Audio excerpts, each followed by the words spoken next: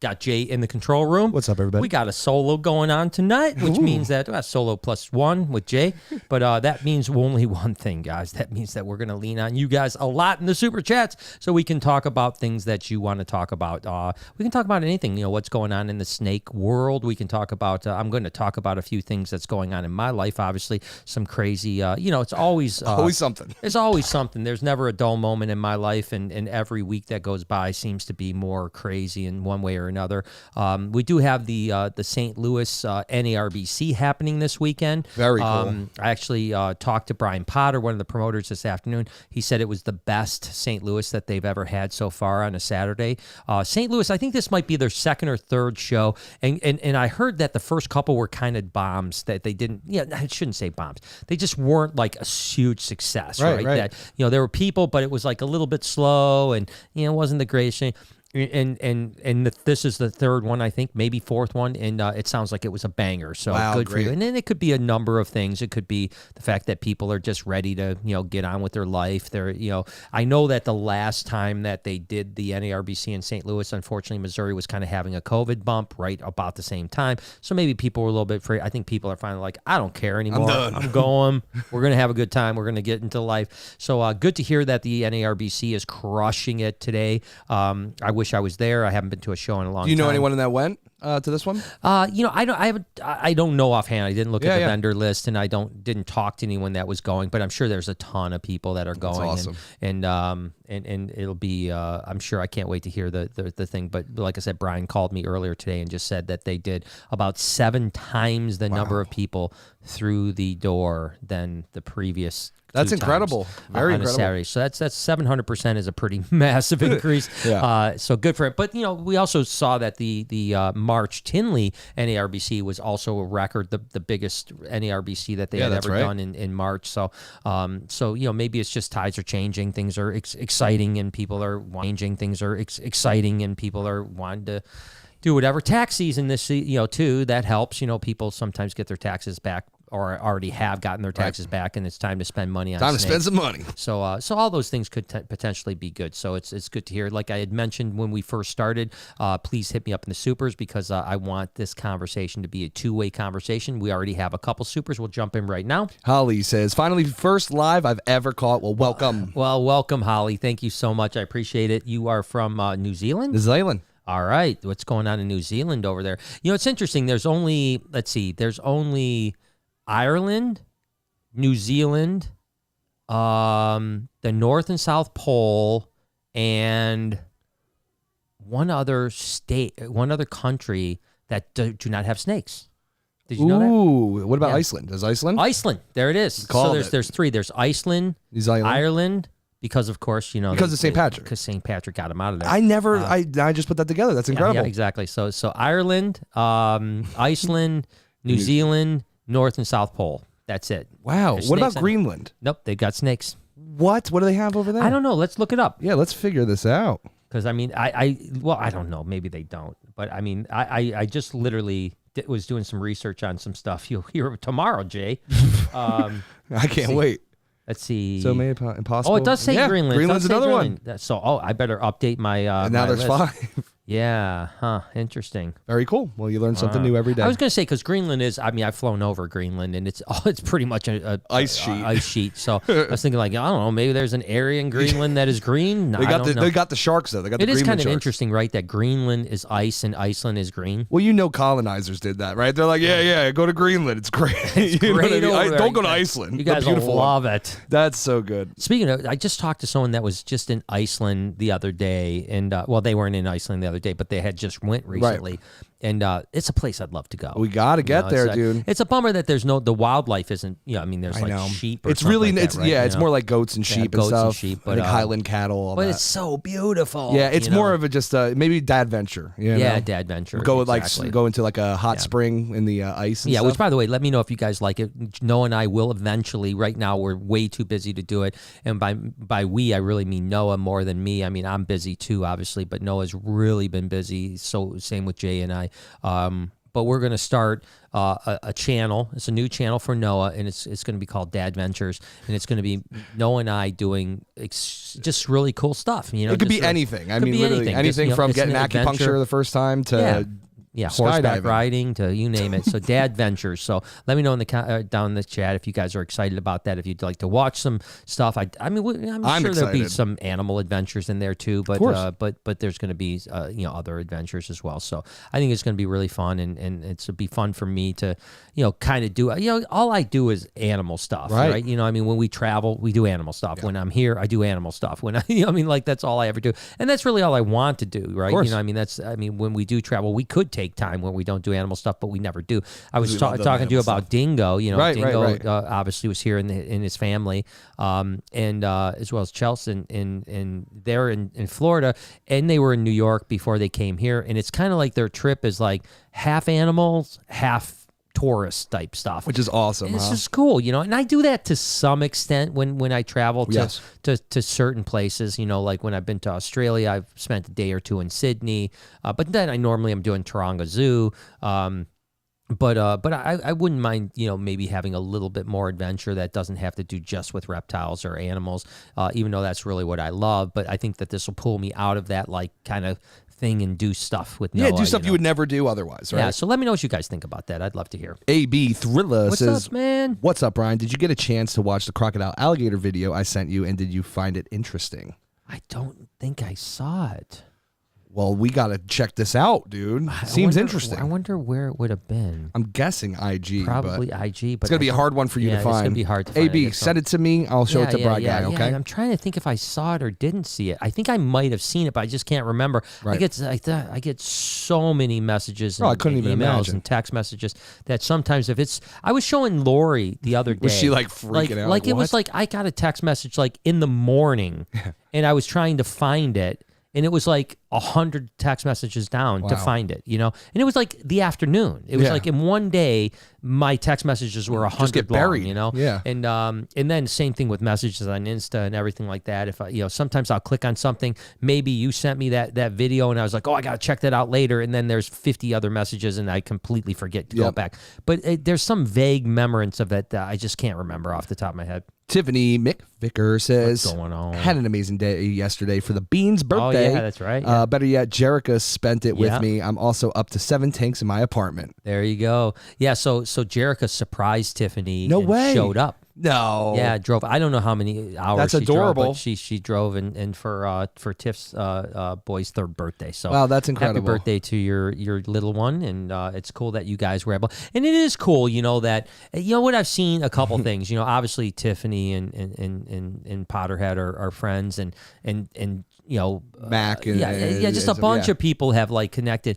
But now even like on the vlog, it's interesting because like you'll see like every morning you get like Anna and Castilla. Yep. They're like saying hi to each other on the vlog now all the time. It's a little family. It's like it's a cool family, and I'm really, really proud of how awesome it is. And I can't thank you guys enough for being a part of it. It's really amazing. So thank you guys. Speaking of Castilla, speaking of Castilla, she says, "Hey Brian and Jay, I hope everything is great. I'm not going to be able to make it in May, but I'm shooting for June. Love you guys." Awesome. Well, thank you so much. Can't wait to see you. We always love to see you for sure. Roberta says, I love you guys, but I got my ball python from you 2 years ago. Always ate rats, but went on a strike for a few months. Now only wants mice now. Thoughts? Yeah, so that does happen, unfortunately. But one of the things you can do is, like, if it eats a mouse, immediately thereafter feed it a rat. I mean, like, when it's still in quote-unquote food mode, right?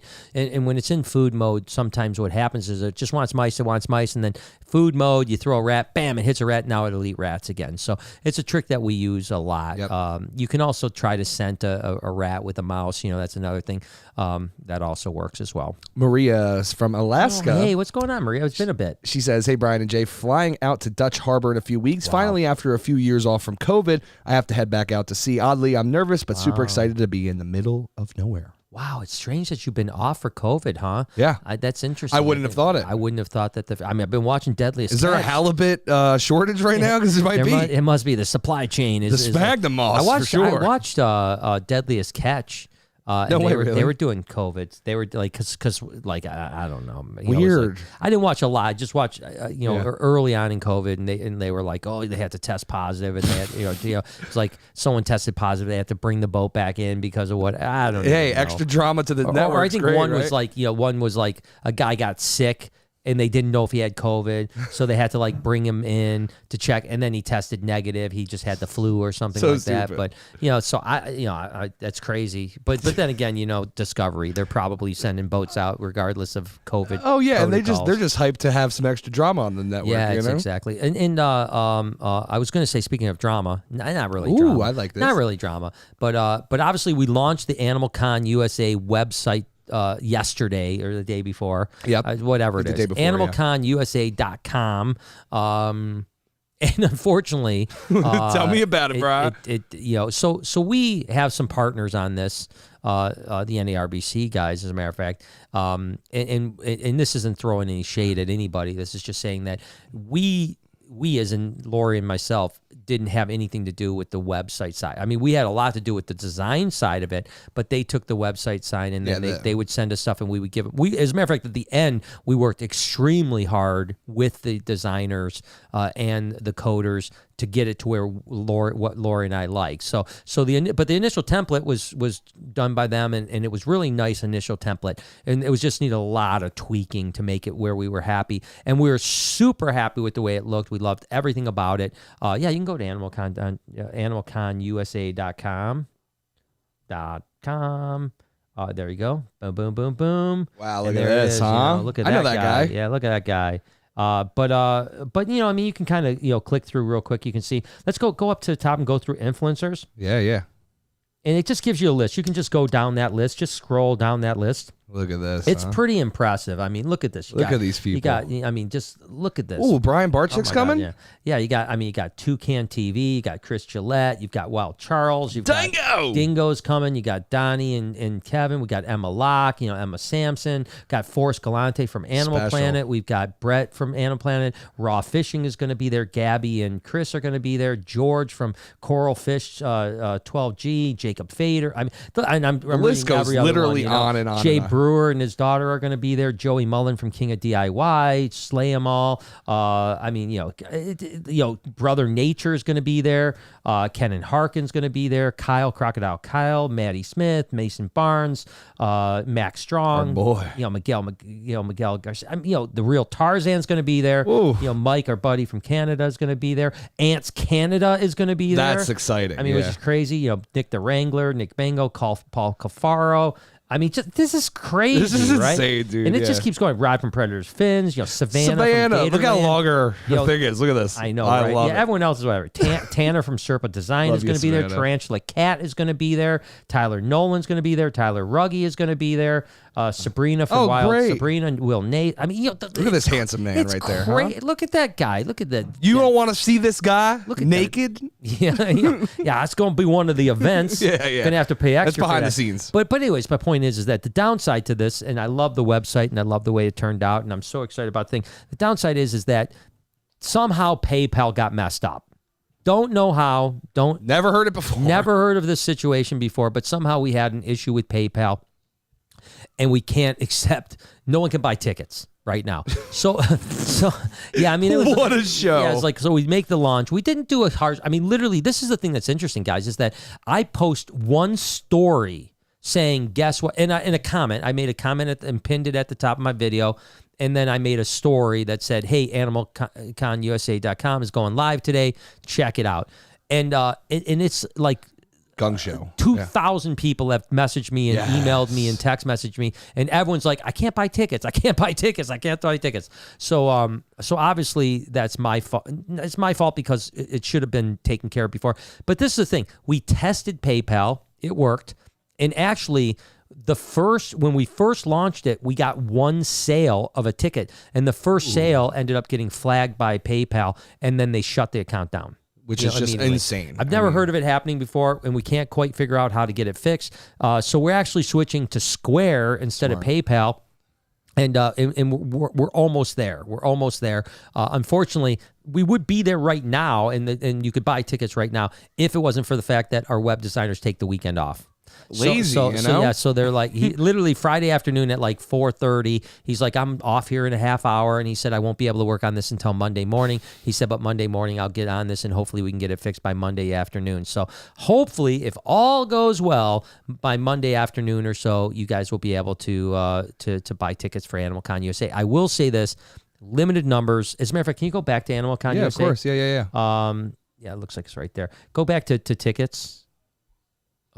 Tickets. Of course, you'll say, well, I can't do it. Just say close. Yeah. So you can see there's only 100 VIP available. 100. That's it. There's only 300 industry passes available, which give extra access. And then there's 300 VIP passes available. And then the community pass and the day pass, there's only going to be 4,000 tickets available. So I think this is going to sell out pretty quick, is what I'm saying. Yeah. And when you look at the names on that list that have, I mean, we're up to close to 200 million combined following.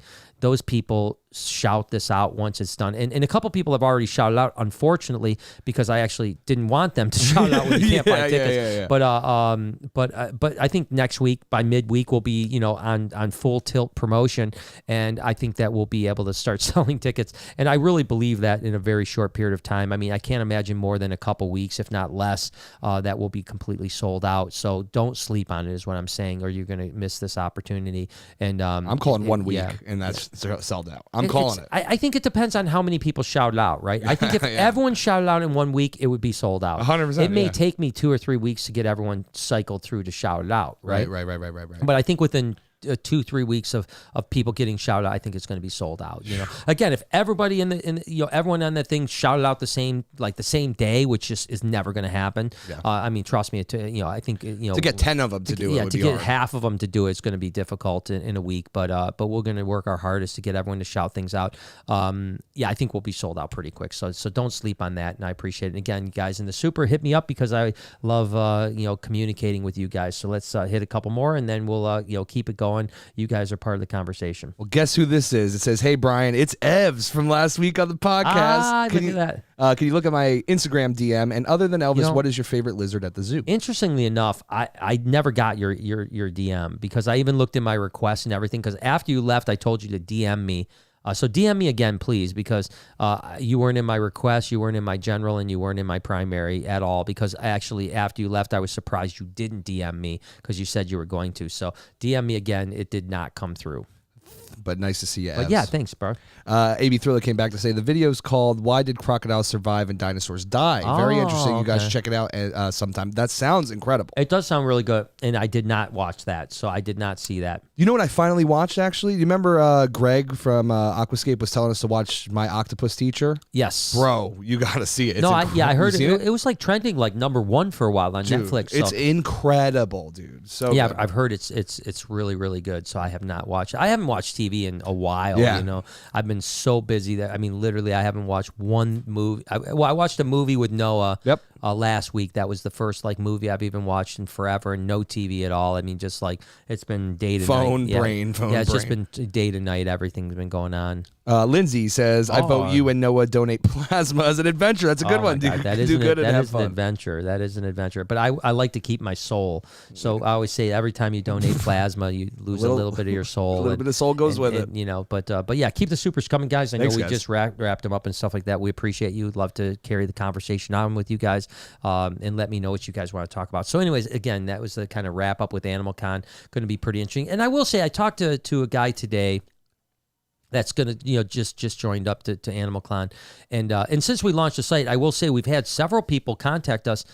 We've had a bunch of people contact us, but several people that had pretty decent followings that I didn't even know about. Wow, I didn't even know who they were. They had 200, 300,000 followers, and I didn't even know who they were. And so they're now added to the list. But the one guy I was talking to today said that that he had already talked to another person that was not so much, they have a decent following. They're like, yeah, I don't think I'm going to do Animal Con, and they were under the impression that it was going to be more like they're sitting at a booth all day as people are cycling up and meeting them. And like stuff Comic-Con like is. Comic-Con's more like that. Yeah, Comic-Con is more like that. That's not what this is going to be. This is going to be more like Playlist Live or VidCon. It's still going to be a combination of Comic-Con. It's because there will be meet and greets so that you can go and actually meet people and stuff like that. But there'll be specific times for each of those people. So let's say you want to meet Ken and Harkin, it might be from 1 to 2 o'clock. You can meet Ken and Harkin, and you have to sign up for tickets. And we might only sell 100 tickets, right? Will only be 100 opportunities to meet Ken, and then that's it, And he'll be there for an hour or whatever it is, hour and a half to meet those 100 people, and then he's gone, know. And we'll cycle through as many people. Not everyone's going to do meetups because 2 reasons. Number one, some people may not want to do a meetup, and number two, people. Some of the people just may not have enough people that want to meet them. I mean, if we say, hey, there's 100 slots to meet so and so, and 10 people say I want to meet them, then obviously it's going to be hard to. But we'll still let those 10 people meet them. It's just going to be a pretty quick meet and greet, and then we'll roll on to the next one and so on like that. So, and at any given time, we're probably going to have like 8 people getting meetups. Matt and Gret. Met and Gret at the same time. So it's not like sitting there and just, like mindlessly, hour after hour after hour signing papers, and taking pictures. That's not what it's going to be. It's going to be a really networking fun event for real. And maybe that's my fault for not being more clear with the creators about what we're actually trying to do with AnimalCon. So, but we'll get there. And it is what it is. And then there's some. A lot of interesting things happening. I can't share a lot yet because I'm still working on a couple things, but some pretty massive changes coming potentially to the expansion, which are what I consider all very positive. Yes, very, very positive, which will be a much more. It'll be just a much better situation than we're in now on all levels. So that's coming soon. But it kind of it's interesting, and I always say that things happen for a reason. And I've talked to you guys about business and following your passion so many times before. But I talk about not forcing things, right? Of course, don't bulldog it. Don't bulldog it. Don't kick doors in. If something is meant to happen, it's going to happen. And it's going to happen in the time that it's supposed to happen. If it's meant to be in 6 months or 6 years, it's going to happen. And don't force it to happen. That doesn't mean don't be persistent, because persistence is very key in success, right? You want to be very persistent, but you also don't want you want to be thick-headed about it. Yeah, and you want things to fall in place. And in a week or so ago, a situation happened, and I'm going to share this on the vlog when I get it all figured out here. A situation happened that kind of changed my direction, potentially, I should say, most likely changed a lot about what potentially can happen in the future. And it's great. I mean, it's great because I think it can happen quicker. Yeah, it solves a lot of problems. It solves a lot of problems that we're facing, that we're really, really struggling with how to resolve. And this may be something that solved all those issues. So, but I don't want to say much about it because, number one, it's not concreted yet. Yeah. And number two, it's something I'll say for a vlog. Yeah, it'll be a better story to tell that way. Yeah, it'll be a better story because there's a lot to it, but it's something that's very exciting, and it's kept me up at night. Not in a bad way. It's kept me up in a good way. Inspired. I've been pretty much hardly sleeping because I'm just excited and rethinking a bunch of different avenues, how we can make it. In the end result, if this all falls into place, which it appears it is, will be so much better. I mean, so much more incredible. It's going to be really exciting. So I'll share more with that. Now, Brian, this might even help some viewers and stuff at home too, because I'm sure some people are building their dreams, but obviously you've put a lot of mental work into what we were thinking was going to be the expansion, and now there's this big right turn, new change, completely different view.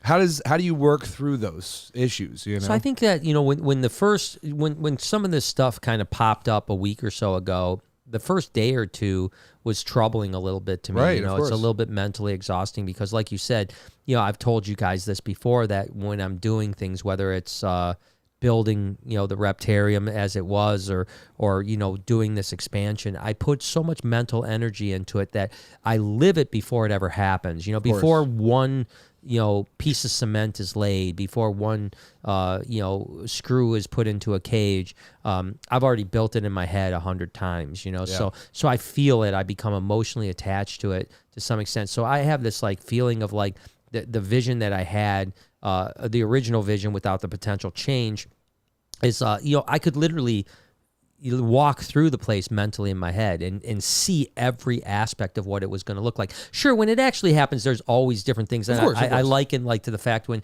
we took the last brick out of the wall and Jay was with me when we had the not when we opened up the wall when the 2.0 was done, but when 2.0 was empty, and we stood back in where now the gift shop is, and we looked all the way across to Lucy, and it was a lot deeper than I expected. You're in like, my head. oh my God, she's I'm so like, far wow, away. Yeah, it's like, wow. It's like I was so used to being at that wall and seeing her just 30 feet away, and now she's 60 feet away.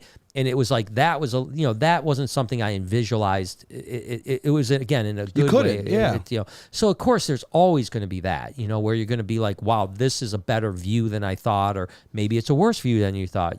Hopefully if you've made the right decisions, it's not going to be a worse view. Right.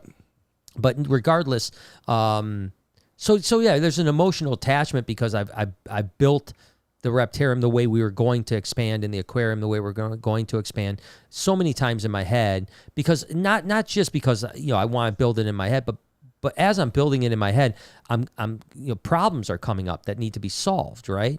So you essentially come in and go like, oh, wait a second, I've got to do this because that pole is going to be there, or this is going to impede that, or how are people going to enter in, or how are we going to check people in to make this as quick as possible, and so on like that. So it's, as a matter of fact, I talked to my therapist about this.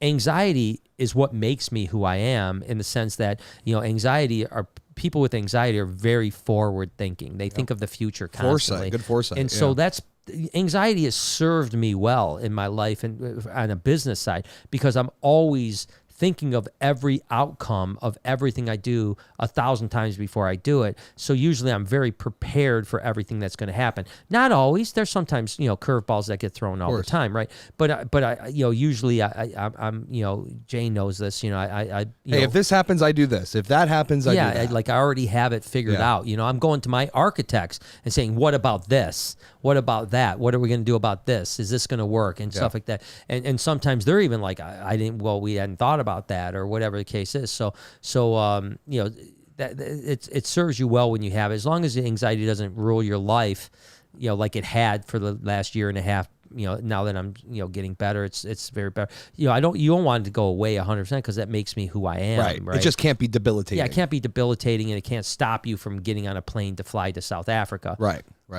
So anyways, point is that it's a little bit difficult to have like a really different idea that presented itself that is so radically different from the initial idea that you've literally invested 6-7 months of your life into.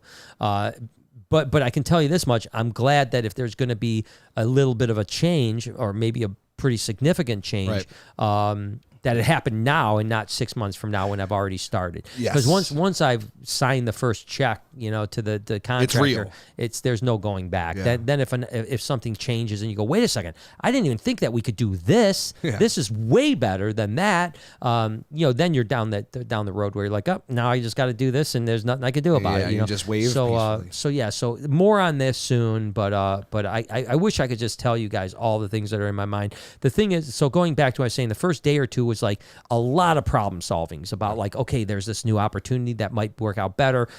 How do we do that? And then there's the million things start going off in my head. Okay, we got to figure this out. Is this going to work? How about this? How about this? How about this? Blah, blah, blah.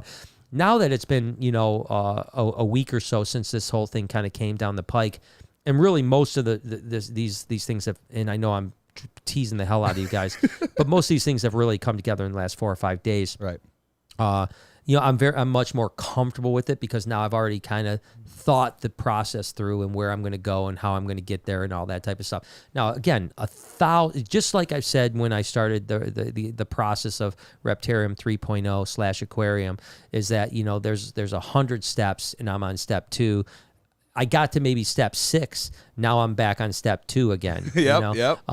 If I decide to change my direction and go a different way, I'm back to step 2, and I've got to step all the way back through 100 again. But I will say, if this happens, many of those 100 steps are going to be much more rewarding. Yeah, and much easier to step on. Right. Yeah. So not as many issues. So that's it. I'm not going to say any more about that. Just tell them, man. We're doing a Beanie Baby exhibit. That's what it's going to be. It's going to be a Beanie Babies all the time, baby. AV Thriller says, did you guys know that Gatorland was featured in the beginning of the movie National Lampoon's Vacation in the beginning credits? I did not know that. What? In the credits? Or I guess in the beginning role, yeah, I guess.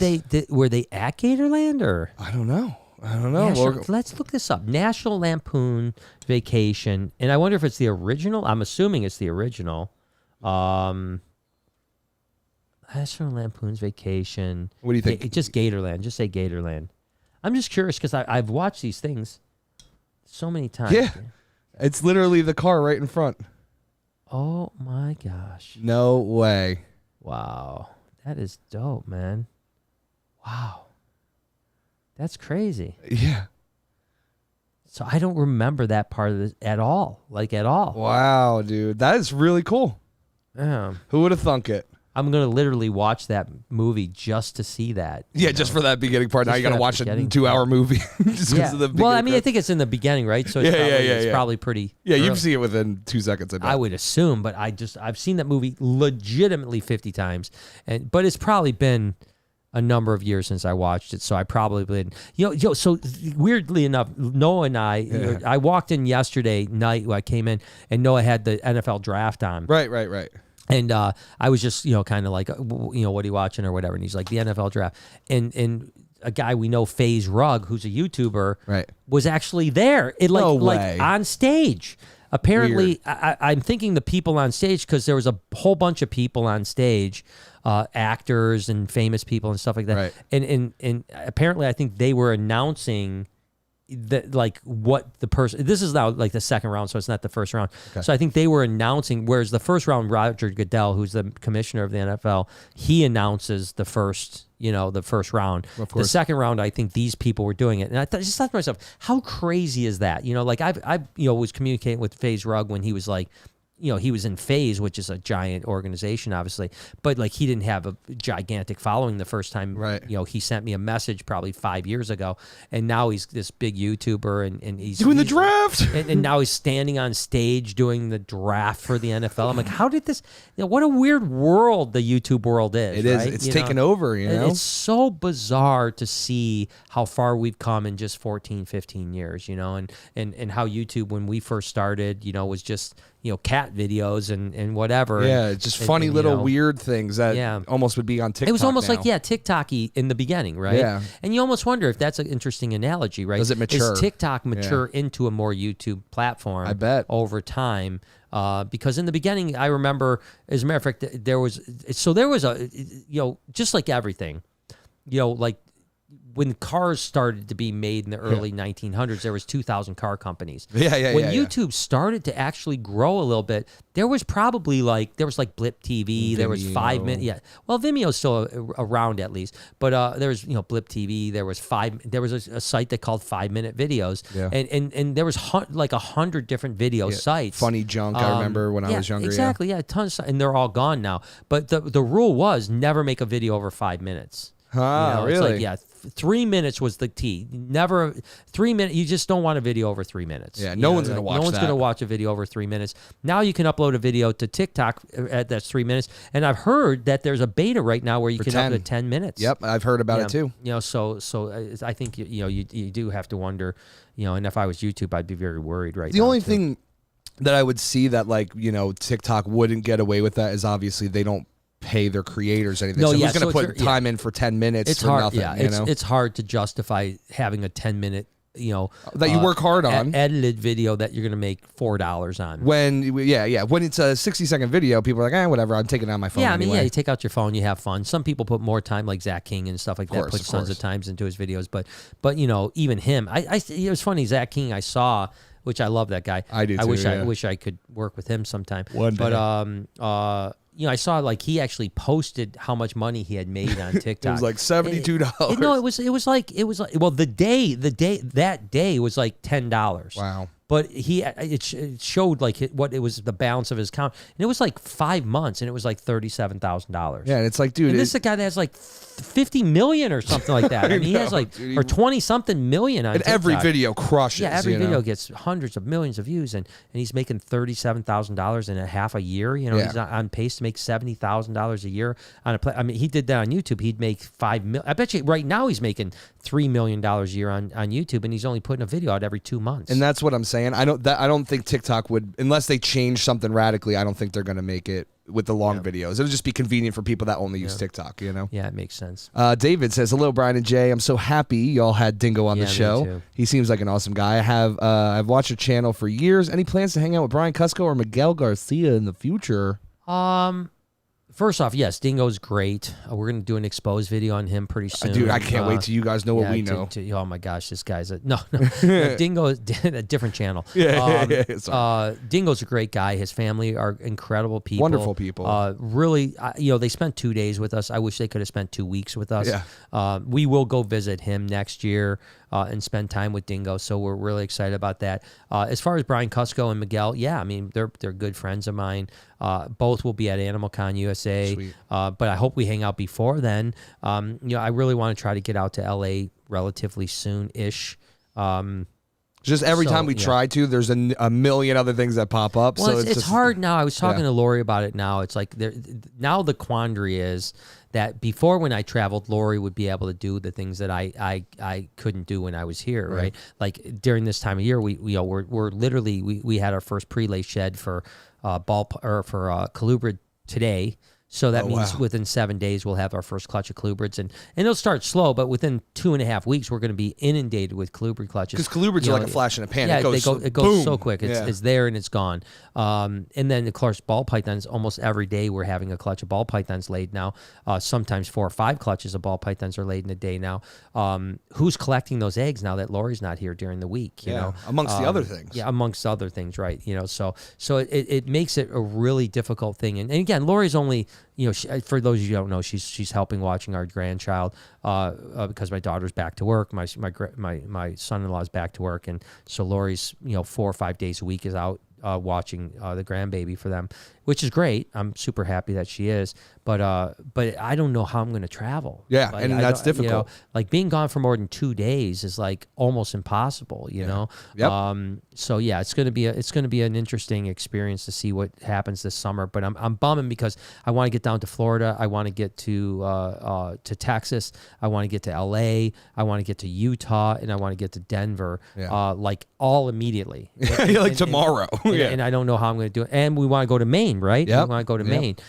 So like, how do we do all those things and still have keep the ship afloat? Have the ship afloat, and that's going to be very difficult without Lori here. So it's a little bit hard, but yeah. So I would see Miguel if I went out to LA. Obviously, Brian Cusco's Northern California, but I'm sure Brian will be here soon enough. Katie did what? Says, hi, Mr. Barczyk. Mr. Barczyk. Mr. Barczyk. He says, I've been watching your vids since your snake bites era, and now your vlogs are helping me after my mom's passing. I'm sorry. Love your content. Sorry for your loss. Yeah, I'm so sorry. I mean, that's always very difficult, and I'm so glad that even if we can take a minute of your sorrow away while we do our vlogs, that means a lot to me. And we get those messages a lot, people that are struggling or have loss or illness and stuff like that. And they'll talk about like, this is the 8 or 10 or 12 minutes a day that I can kind of, unwind or whatever. Yeah. And that means a lot to us. Don't think for a second that isn't something that we take very seriously, right? Yeah. I mean, this is something that we don't and that's one of the hard things about, I've been pretty forward with you guys about our thinking moving forward about vlogging. I mean, if you've noticed, I'm sure anyone that's followed us, the vast majority of people are very, very happy about the change.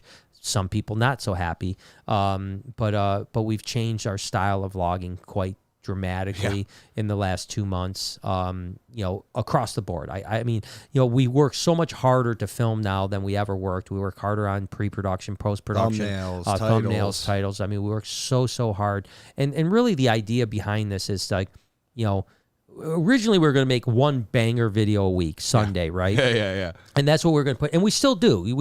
We usually film it Tuesday, which by the way, tomorrow's video is a little weird because it's the Sunday banger, and we filmed it, of course, before we did the ultrasound of Ivy. Oh. In tomorrow's video, it says I haven't ultrasounded Ivy yet, so we always, because Tuesday, whereas normally we would, if we film on a Tuesday or Wednesday, we're going to edit that within a day or two, and it'll be uploaded. Now we're filming on Tuesday, and it doesn't get uploaded till Sunday, so some things happen in those 4 or 5 days in between. Yeah. But anyways, my point is that the original idea was, all right, we're still doing that. We're putting more energy into a Tuesday. Or Sunday video, yeah. The Tuesday film video, Sunday release video, and more editing, more time, more energy, everything like that. But now we've kind of upped our game on all 6 days. Because it almost looks weird if you have like one good video and the rest are like how we used to do it. Yeah. Now it's like every video is a banger. Yeah, so, I mean, I'm telling you what, obviously Jay's working hard on his own, doing stuff, editing and all that stuff. But then when Noah gets 3 days this week, I was up. I didn't get the vlog until 11 o'clock at night. Yep. So that's how it be. So I have to upload at 11 for it to be ready for morning, right? So because I don't want to upload it in the morning because anything could happen. You could lose Wi-Fi, YouTube crash, anything could happen. It's got to be uploaded before you go to bed. In the past, when we were doing it, we would literally upload that more like Tuesday, 9 in the morning. Yeah, 9 in the morning. I'd be uploading for Wednesdays, Tuesday morning for Wednesday's vlog. Yeah. So by 10 o'clock, it's uploaded. I've got 23 hours where I just don't have to worry about it uploading. Now it's like Noah's literally editing until 11 o'clock at night. Wire, yeah. And then I have to get the video and I have to wait till, so many nights I've been up really late, 12:30, just waiting for the vlog to be uploaded before we can. So that's how much more effort we're putting in, right? It used to be Jay would just edit on his own, and he was editing a lot, but he was done and then it's over. Now he's doing the same edit, and then Noah is putting another 4, 5, 6, 7 hours into each day's video. And then, of course, on Sunday, he's putting 2 or 3 days into that video of editing. So anyways, why I'm rambling here is that the end game is to probably not be 6 days a week. Right. What that is, I don't know. Is it 3 days a week? Is it 4 days a week? But every video to be just a knockout video. Yeah. I mean, just like a banger video. But you're going to get 4 of them a week or whatever the case may be. And what it can do is it means that we have more time to film. We don't have to just film in 1 day. We could film in 2 days, or we could spend 1 day just really planning the whole thing out and then film the second day. Yeah. It's like the Mr. Beast thing is the example. And they've inspired us a tremendous amount, as you guys probably know. They'll plan for weeks and weeks and weeks, and the filming only takes 2 hours. Yeah, exactly. Because the planning is the whole thing. Yeah, 2 hours or 2.5 hours, it's done filming. So the filming part doesn't necessarily have to be that long. Yeah. It's the pre-production and post-production, and it comes down. So my point is that is it sustainable to put out 5 crazy videos a week and 1 extremely crazy video a week? No, it's not. It's not going to be that way. So hopefully eventually we'll be able to figure that out. But that being said, what my point in this is that we take it very seriously that 6 days a week.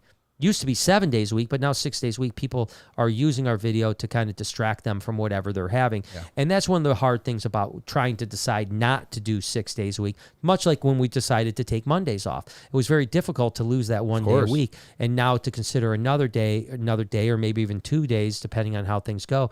It's a lot of thought, and we take it very seriously how much you guys mean to us and how much you guys appreciate our videos every day, and we don't want to take that away either. But it is probably unsustainable, what we're doing right now, and so we'll see how the future goes. But we're enjoying it for the time being, anyways.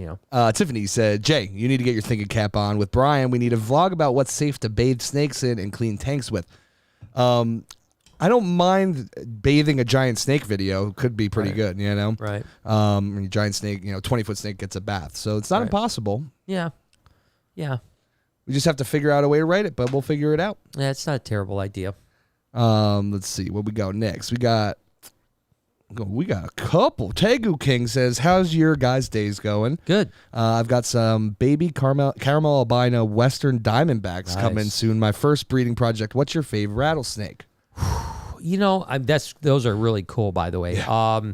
Obviously all the Atrox stuff is really cool, right? You've got bubble gums and you got albinos, you got melanistics, you got, caramel albinos, you got all that type of stuff. I mean, for whatever reason, Atrox, which are the western diamondbacks, are kind of the ball python of the rattlesnake world. Is it really? Wow. Which is weird, but I still think that like Mitchellii are my favorite. You can punch this up, speckled rattlesnakes.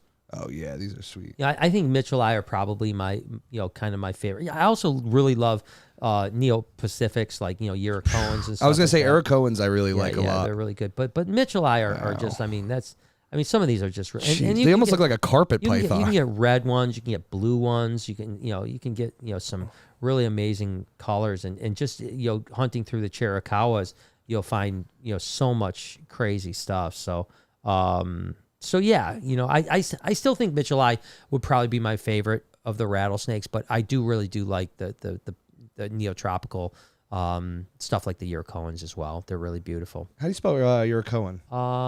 Actually, I have no idea. I think it's right down there. It's already there. Right? That was weird. Images for Yurakoan. Yeah, these are beautiful too.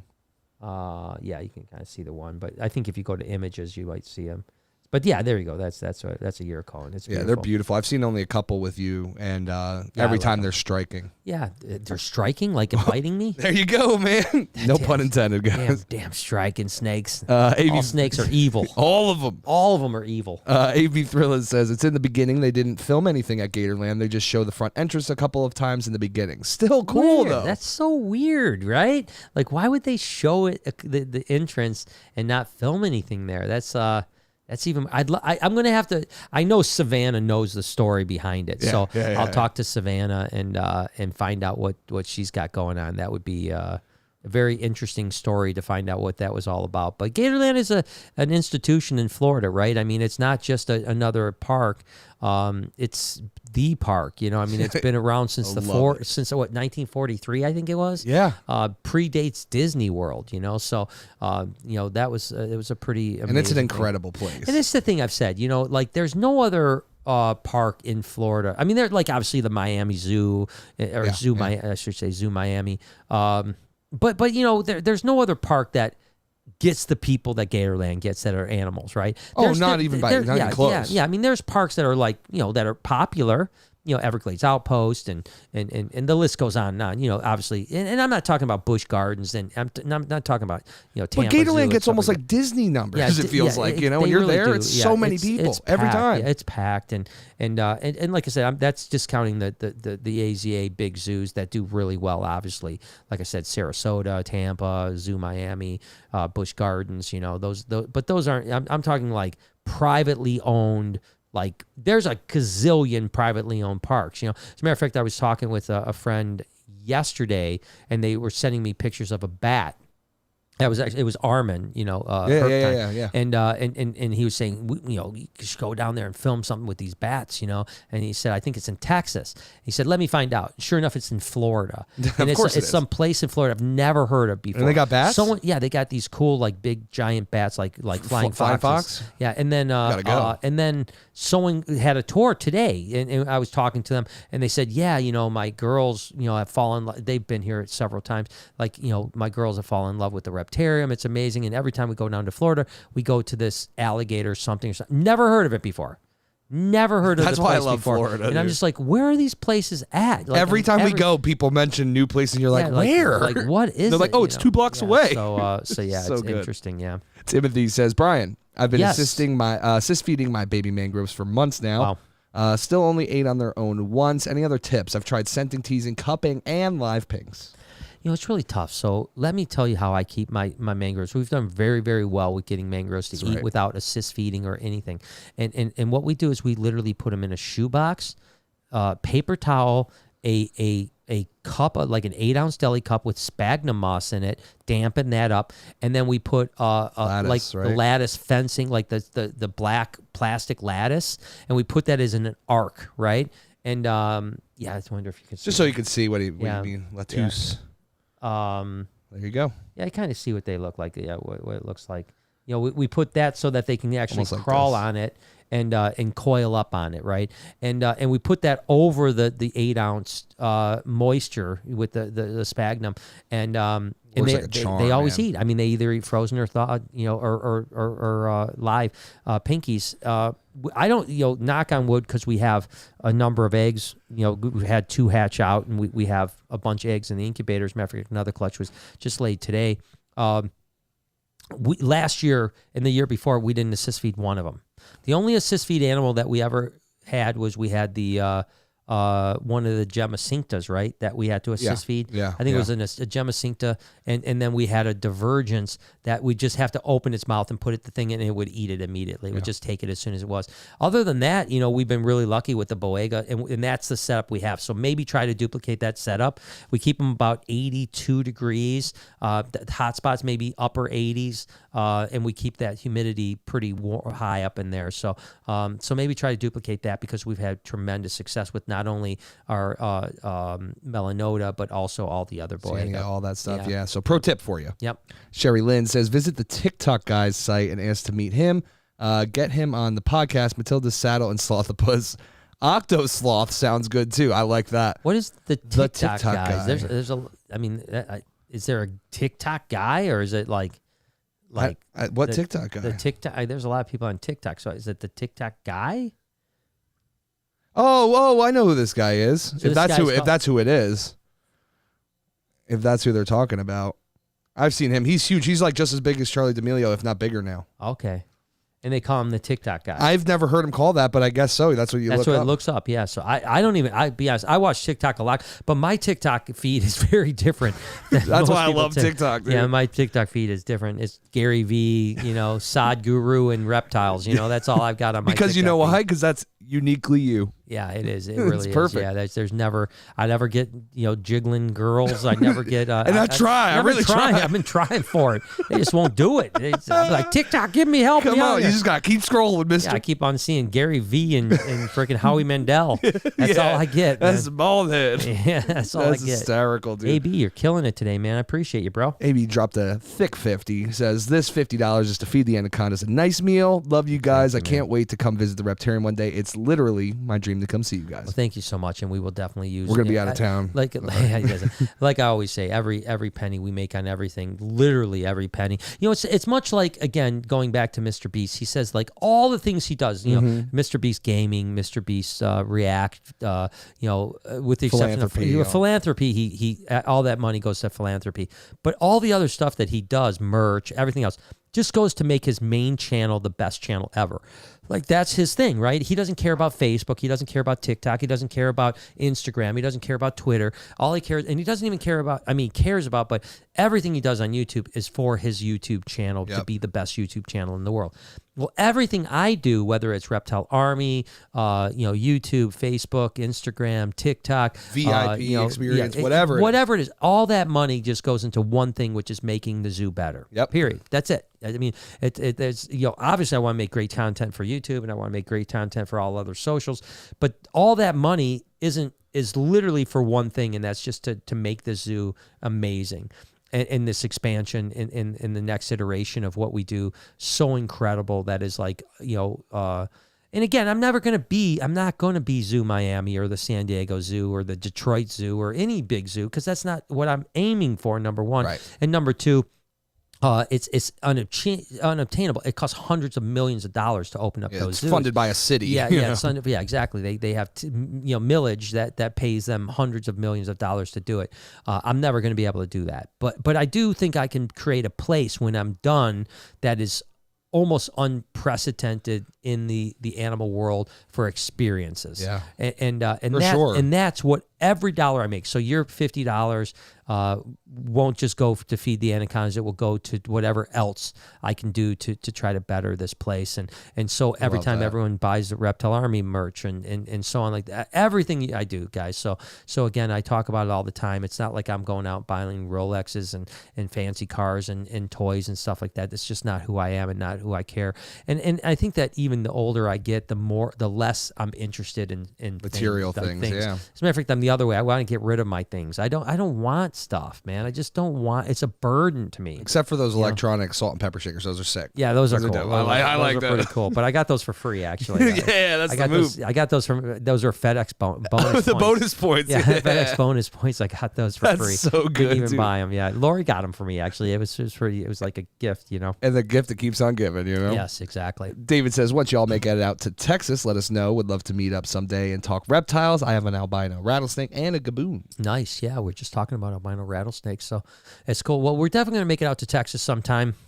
again, trying to figure it out, how I'm going to travel, Yep. but I definitely want to make it out to Texas. And there's a lot of cool places that I'd like to go down there. I mean, Texas is similar to Florida. In the sense that there's so many animal parks. There's not as much reptiles, obviously, there's not like crocodile and alligator farms everywhere because the climate just isn't quite as good for them as it is in Florida. But there's still a lot of cool animal parks, with lions and tigers and bears Impala. are mine. And bears are mine. So there's a lot of cool places in Texas. The only problem with Texas is that, whereas Florida, no matter where you're at, you're 3-hour drive from somewhere. In Texas, you could be 8 or 10 hours away from the next place. Takes a little bit more planning. So you have to be a lot more strategic. You can't do like what we do in Florida. It's like drive up to Jupiter, then back to Miami, then over to Fort Myers, then over to Jacksonville, then to Tampa, then to remember when I was just thinking about this the other day. Sam from Iguana and Tortoise. Great guy, by the way. Love it. He, I never told the story to you guys. I didn't know Sam, and we were actually at JB Iguanas or GB Iguanas. And he said, "You got to go visit Sam from Iguana and Tortoise." I go, "I know of him. I've never talked to him." He's like, "Well, let me give you the number to text him." Yeah. And so first he texted him. He said, "Yeah, tell Brian just to text me." So I'm like, "Cool." And so I text Sam and I'm like, "Yeah, love to come visit you. I have no idea where you're at. I mean, is there any chance we do?" And he texts back and he goes, "Do you know where Tampa Bay is?" And I go, "Of course, I know where Tampa Bay is." He goes, "I'm nowhere near that." And that cemented our relationship. And I loved him ever since. He literally is about a 5-hour drive from Tampa Bay. So such a good tagline. He's like South Florida, right? And but what a great tagline! Like we got to start using. We dropped the ball. We should have been using that this whole time. Yeah, like people go like, "Where's the reptile? Do you know where Chicago is?" Yeah, it's not near that. Nowhere near that. It's like 6 hours from there. And I think it would be great. I think it's amazing. It's a great icebreaker. He's a great thing. And Dingo's supposed to go visit him. So he better. Happens. Yeah. Castilla says, "I cannot wait until Ivy has her babies. You and me both." Yes. So excited. I'm gonna faint. I just can't wait to come in that day. It's going to be such an exciting morning. I promise you guys, and I'll try, maybe this may or may not be on the vlog, depending on how brazen I feel.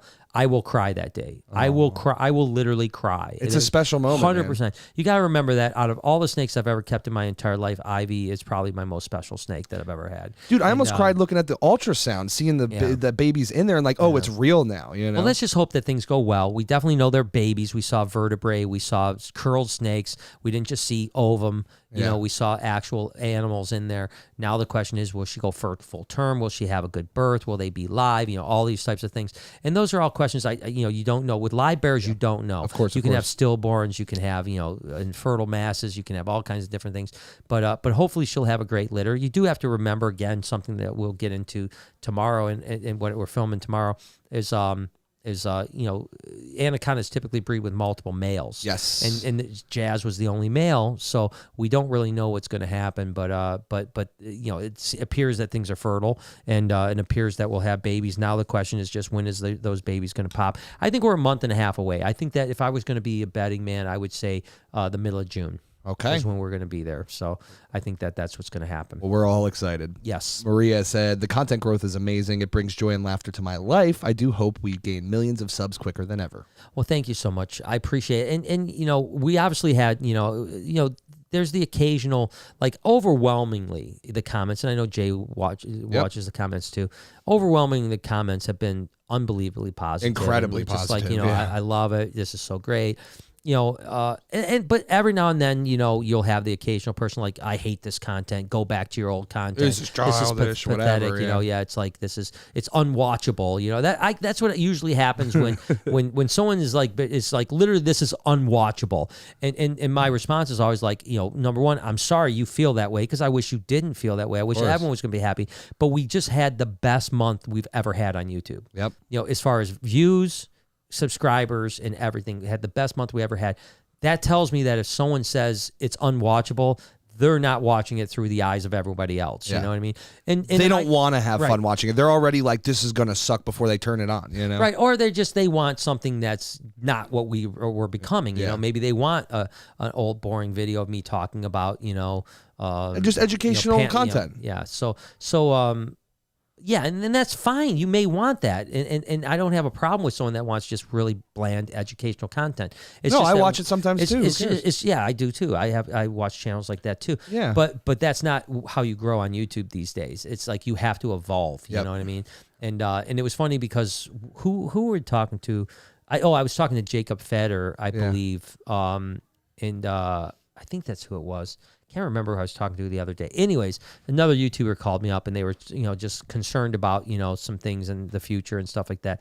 And I had told him, I said, typically a YouTube channel has a shelf life of about 5 years. Yeah.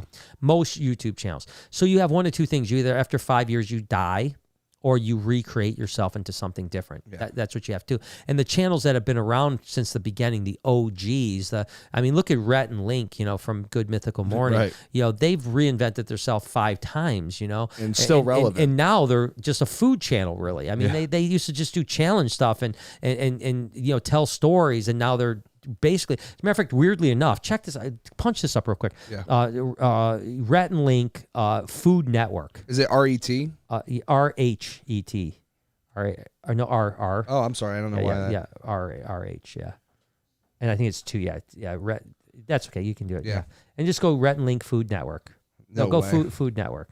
Yep, there it is. They actually, I saw this the other day. They got Inside Eats. They've got a food TV show on the Food Channel. How crazy is that? On the Food Network. Good for them, man. Good for them. But how relevant is this? You know what I mean? It's like, look at this, up and coming Cheesecake Factory.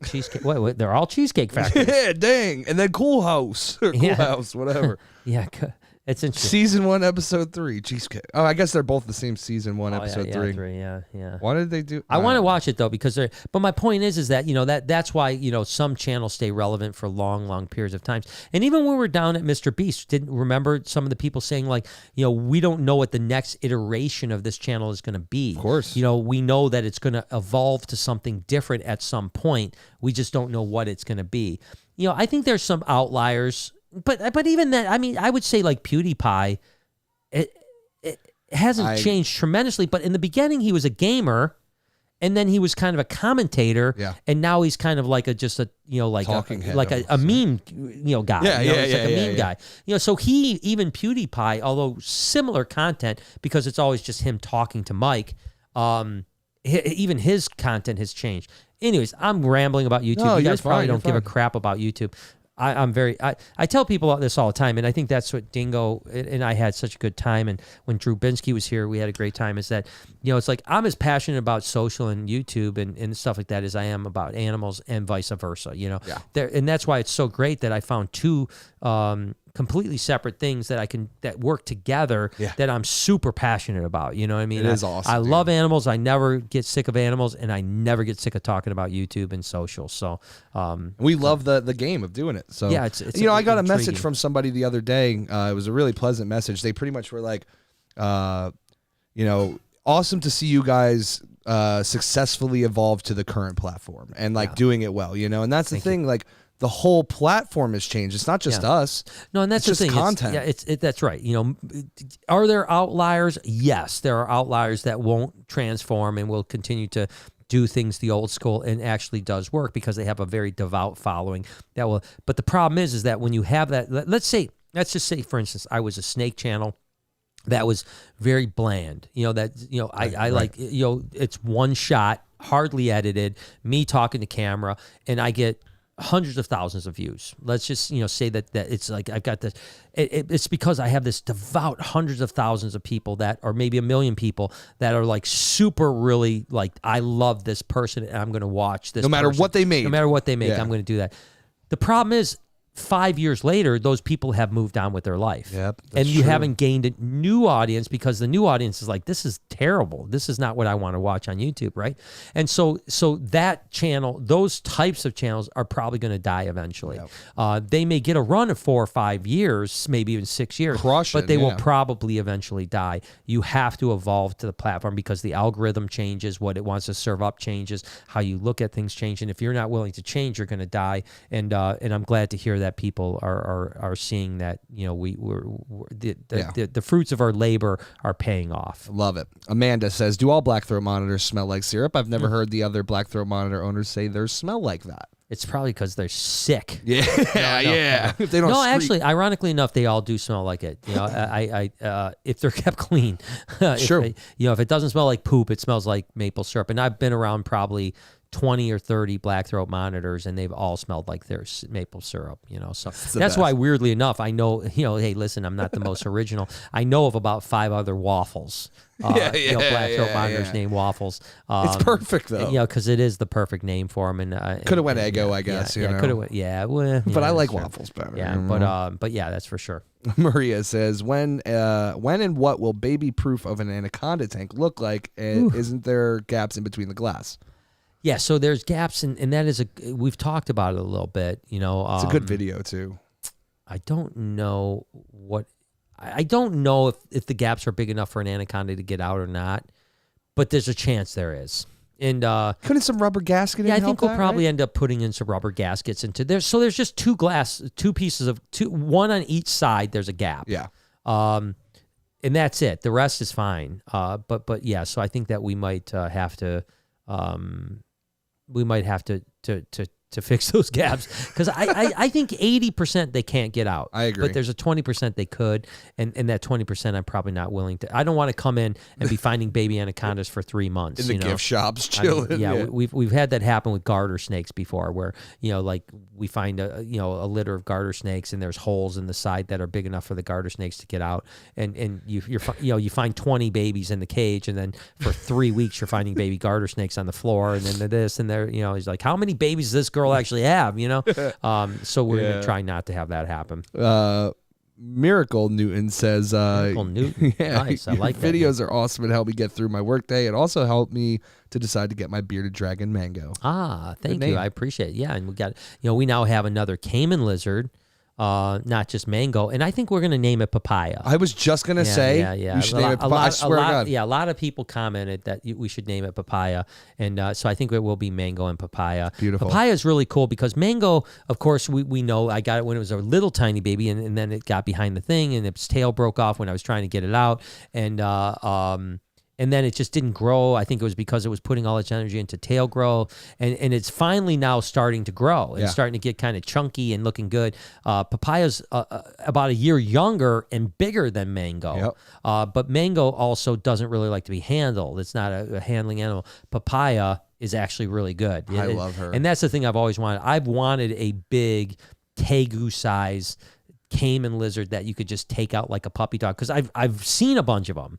I've interacted with a bunch of these Cayman lizards that are just unbelievably good, and so now we have one. I think that will get there. I don't think mango will ever be a good handling animal. It could be a good display animal, but you can keep two together. Yeah, and usually they get along fine, especially if you have enough enclosure that's big enough for them. So as they get bigger, again, I've talked this about before, we'll eventually move, now these two, papaya and mango, into salt and peppers enclosure. Can't wait. Lucas says, hey, do you know when you'll have garters available? As soon as I'll go sweeping. I just got to go find them underneath the couch. We usually start having garters about the end of June. It's about that. And we've got quite a few. We don't have a lot of variety of garters, unfortunately. I'd like to get, it's one of those things I've talked about. I really want to work with more garters. They're so sick. But we have we have a lot of checker garters, and we have some Great Plains garters. So we have we have granites too. Yeah, we have albinos, we have granites, we have albino granites, we have normals, obviously, and then we have snow and albino and anuthristic plains garter snakes. Sweet. So that's all I have in the garter snake collection. But we have we have several of each. So we should knock on wood, and they're typically pretty easy to breed. We should have a pretty good number of garter snakes, and they become extremely popular this last little bit. Timothy came back to say, Brian, I do keep my little mangroves just like you keep your babies, but these two are being stubborn, maybe because they're not captive hatched. Your videos and Nerd have helped me a lot in the past. Yeah, that is tough. The only other thing you can do is try. The best thing to do is if you can, if you remember the video we did when we did assist feed our one Sienia, is you get a branch that is elevated, where it can't do it, and you literally put a pinky mouth or not pinky mouth, a frozen pinky head in the mouth, and you let it dangle from that branch. And basically what happens is that they have nothing to rub off to get it out of their mouth, so they eventually eat it. It really works a charm. So literally, like I'll show you with my finger. If you're dangling from this mic cord or mic stand right here, basically they can't get away, whatever, and they feel comfortable dangling from trees as well. So then they think, oh well, I can't spit it out. I don't have. If you put it down in a cage, it's just gonna spit it out, spit it out, spit it out. Rub on the cage. It's gonna rub on the bottom. It's gonna rub on the side, stuff like that. When it's dangling from a vine or a branch, and we literally made a branch specifically for this. Yeah. And it worked every time. It worked every single time. Let roses burn. Latrocious. Yes. Says nice to unwind after a long busy day with some snake talk. I'm glad that you're here. We always appreciate you hanging out. You're one of the OGs, and we can't thank you enough. And we get down to Florida, we hope to see you again. Feral Scale says, Brian and J Day. Brian and J Day. It says, Brian and J Day. Much love, Reptile Army. Go follow Jay on Instagram. He's an amazing photographer. Thank you so much. Thank you. I So appreciate sweet. it. Yeah, we appreciate your support. I'm glad that you enjoy it, and glad you enjoy Snake Talk. I got to start posting again. I haven't posted in a minute. I'm just looking for the perfect animal to take for the next shot, so we'll see. Yeah, you're like the Mr. Beast of the Yeah. I only release if I love it. Yeah. Only if you love it. Yeah. No, that's not good. I'll take 100 pictures and throw the rest away. Dude, you have no idea how many photos I've edited and just like, I'm good. Yeah, it's hard, right? Yep, that's it. It's good to be picky. Yeah. AB Thriller came back again. Damn, man. Dang, man. VIP It right must here, be baby. tax season. VIP, baby. AB says, I know you guys use the money to do good things. That's why I genuinely enjoy giving super chats. I have been a follower since snake bites. Accidentally found the channel while searching the effects of snake bites on humans. Interesting. Well, good, because we just did another video about that recently. So Yeah, we did the which is blowing up, by the way. I know mean, it was at 355 last I looked. So Oh my gosh, sheesh, oh Pete, it's went up 200K almost today. I mean that's a video from last Sunday. That was our last Sunday banger, right? Yep. It's at 365. It's gone up 10K since I looked like 10 minutes ago. I'm gonna look at my and you're getting Slightly jaded. Slightly jaded. Yeah, it's 383. Sheesh. Yeah, so it's been 120,000 views today. I love that. Better than our video we put out today. It's better than our video. That's got to be number one today, I guess. Yeah, well, it doesn't work that way. Oh, because it's been past. Yeah. It's only the 10 days, and then number one only lasts for 24 hours anyway. Gotcha. So after 24 hours, it freezes it. So yeah. Becky, throwing some reptile love. We appreciate What's you. going on? I heard she sent me a message on Instagram saying that they got a little snow today. No, they didn't. Yeah, we got a little the other day. I mean, not snow. It flurried. It did flurry. Yeah, we were very upset. And we had 2 days in a row where it was like 29 degrees in the morning, and like 30 the next day in the morning, and then after 2 days that were 82, 83. Yeah, it was literally in the 80s, and then it went down to 20s. Sad. And there was a little flurry in the air, but we put that in a video? Yeah, It's the end of April. Is my calendar, bro? It's like, what's going on here? But speaking of putting in the video, we also put Becky's lobster and clams. I know. Yeah, It was sorry. so yeah, funny. she said she didn't. I was hoping she wasn't going to be upset at me for feeding her clams off to the animals. Was she not upset? No, she wasn't upset at all. The lobster, on the other hand, was absolutely wonderful. We did put it in the refrigerator, by the way, right after. Yeah, we didn't listen to Mike. Mike's like, you don't have to. They're in a can. They don't go. He's gonna die one day, dude. That poor they're guy. in a jar. They don't go. Nothing could go bad in a jar. My grandma knows. Yeah, I put a banana in a jar and it lasted 60 years. Yeah, dude. But no, we did put it in the fridge, and we're definitely going to make some lobster rolls here very shortly because it was good, man. That was really good. I loved it. Thank you. Jasmine says you should get a biturong, aka a bear cat, because they smell like buttered popcorn. Yep, exactly. They do. Yeah. We're making like a candle factory here, dude. Yep, biturongs are known for that. A lot of them are. I've met probably 10 biturongs that are named Orville. No way. Are you for real? Yeah, same as waffles. They're cool animals. I don't think I've ever got to see one before. Yeah, I've messed with like I said, I've probably messed with a dozen or 20 of them over my career. Very cool animals, can be very, very docile, and just a very interesting, very similar to a mongoose or a wolverine, something like that, or what's the African one that don't care? What's the saying? Like, it's not badger, right? Yeah, honey badger don't care. Honey badger don't care. It's like a honey badger, very similar to a honey badger, yeah, but bigger. They're big, Our boy Morph Mixology, Jason says, up? "What's up, dudes? Watching along as I road trip across Montana. What? They got too much plasma at the last place. You got to move to another one now. Gotta go back down there. They're full. Now Montana we went to Montana when it was cold. Cold day, yeah. It's got to be beautiful when it's warm. You know what I mean? Oh, it's my God, It's dude. a cool state, man. Especially if you got up to like Whitefish or somewhere north where there's a lot of mountains. You know what I mean? Like, I bet you Montana's a beautiful place in the summertime. We unfortunately went in the winter, so it was not that it wasn't beautiful. It was really beautiful, but it was cold. It was really cold. Dude, we got to stop talking about Savannah. She's in here. Savannah's in here? She's in here, yeah. Oh, jeez. Yeah. Oh, my gosh. Sorry for everything we've said. Sorry. I hope she doesn't go back and listen to the beginning. Yeah, she's going to be real upset. No, Savannah, if you're still listening, we have to talk about the fact that we were talking earlier about how Gatorland was in National Lampoon's Vacation. In the beginning credits, in the beginning credits. We got to hear that story. Like, I had no idea. I'm a huge National Lampoon Vacation fan. I've watched all of them. Christmas Vacation, European Vacation. Even the new Vacation one was good. Without Clark, or well, it was still Clark Griswold. No, it wasn't, because it was like his son or something like that. Is that what it was? I think his son, but it was had Chris Hemsworth in it and stuff like that. It was really good, but yeah, so Gatorland's in there. So Savannah, you got to tell me what's up with that. Find out that story and let me know. Timothy came back to say, I think I may have mistyped. I meant they are captive hatched. Yeah, incepted born. Yeah, and I assist feed using that technique. Okay. I meant, is there anything else I could try to get them to eat on their own? Sorry. Not really. I mean, I think You're that okay, if you assist feed like that and they're actually taking food, just keep going, right? Just keep going. They will eat on their own, and I think that you're right. I think that the fact that ours are now third generation captive born, because I had my first were captive born that I bought. Then I raised them up and bred them. Now this are captive borns of those, right? Right. So now I'm getting to F3 generation captive born ones. And I think that they're just getting more easy to get going, And I think that I remember like maybe my first mangrove I ever got.